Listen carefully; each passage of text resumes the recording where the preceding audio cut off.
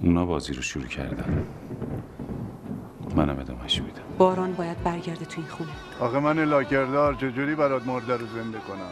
مگه من به تو اخطار ندیده بودم حق نداری از این موقعیتت سوء استفاده کنی؟ یه بار دیگه دور و بر من بپلکی شکمت سفره میکنم چاقاله. هر کار میکنیم فقط زودتر. من دیگه نمیتونم تحملش کنم، داره به اینجاها میرسه. باشه دختر آروم باش. اول دست از جیب دایت بکش بیرون، بعد ادعا کن به جیبش دزد زده. این جماعت گدا گشنه مرض پول داره. به خاطر پول دست به خیلی کارا میزنه. پول یتیم خوردن نداره. آخرش حناق میشه و خفش میکنه. فرید اومده اینجا میگه میخوام یه چیزی به دایی بگم. چیزی که گفتنش اصلا کار آسونی نیست. میخوام برم. درست لحظه‌ای که تو باید بری، اسیر احساس مبهم شدیم.